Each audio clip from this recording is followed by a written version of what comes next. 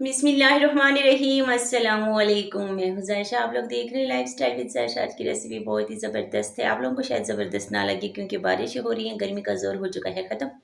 ऐसे जूस गर्मियों में ही अच्छे लगते हैं। कहीं कहीं भी गर्मी है और कहीं तो बहुत ही मौसम अच्छा हो गया और कहीं तो बारिशों ने तबाही मचा दी है। तो आज का जूस बहुत ही ख़ास है क्योंकि जिगर और मैदे के लिए बहुत ही ज़बरदस्त है, ठंडा भी है और खून के जैसे कहते हैं ना, खून का ख़जाना है अनार के अंदर। अनार सबको पता है कि खून पैदा करता है और मीठे का सबको पता है कि ठंडा ठंडा होता है। तो जिगर के लिए, मैदे के लिए ठंडी चीज़ों का गर्मियों में बहुत ही ज़्यादा ज़रूरत होती है। तो ये 1 दर्जन मेरे पास मीठे हैं, दर्जनों के हिसाब से नहीं मिलते लेकिन मेरे पास यहाँ 1 दर्जन है। वैसे तो मेरी रियाज़ी बहुत कमज़ोर है लेकिन आज मुझे थोड़ा-सा समझ आ गया कि ये 1 दर्जन है।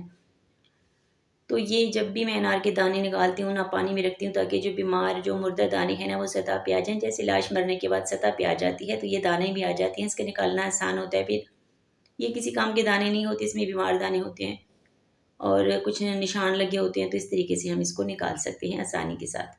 वैसे चुनना बहुत मुश्किल होता है ना, छोटे-छोटे दाने निकालना।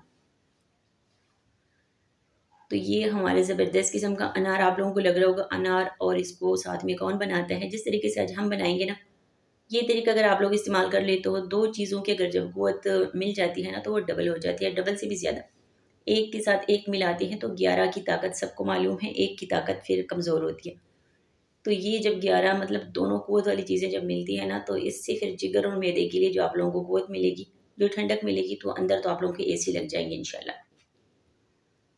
तो छुरी आप लोगों ने तेज़ लेनी है। जब हम हल्की छुरी लेते हैं, तेज़ नहीं लेते, तो फिर ये जूस जो है ना, ज़ाया हो जाता है सारा कट बोर्ड के ऊपर।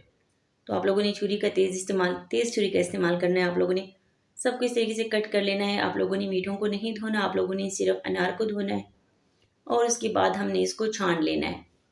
तो इसका जो मिलता है जिसके साथ जूस को प्रेस करके निकालते हैं, वो नहीं है मेरे पास। तो जो लेमन का होता है वो छोटा है, उसको अभी हम देखते हैं शायद उसके साथ निकाल सकें, लेकिन वो टूट जाएगा। तो आप लोगों के पास वो है ना बड़े वाला, जिससे मीठे और माल्टों का जूस निकाला जाता है, तो वो ज़्यादा बेहतर होता है। ये छोटा है तो इसमें अच्छे से प्रेस नहीं हो रहा, ये पूरा नहीं आ रहा। तो हम हाथ के साथ ही फिर काम चलाएँगे, नहीं तो ये टूट जाएगा, लेमन वाला जो होता है ना छोटा।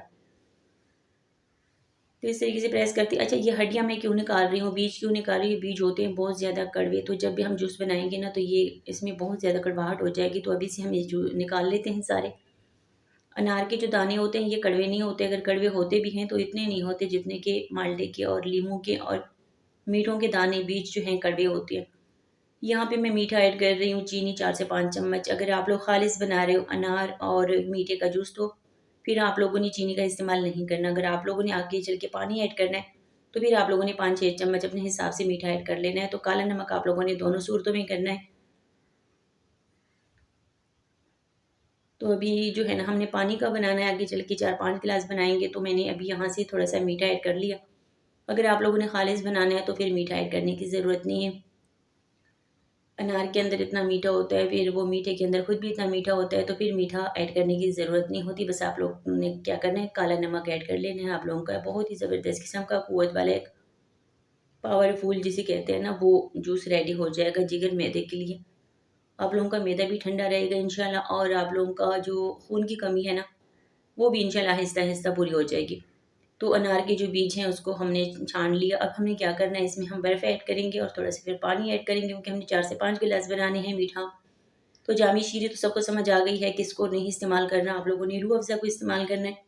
आजकल इसकी जो कहानी चली है सबको मालूम है। तो ये रूह अफ़ज़ा और दोनों का तकरीबन ज़ायक़ा एक जैसे होता है, तो आप लोगों ने रूह अफ़ज़ा को ही इस्तेमाल करना है। तो ये हमारा ठंडा-ठंडा जूस जो है रेडी हो चुका है, माशाल्लाह माशाल्लाह क़ुव्वत का ख़ज़ाना।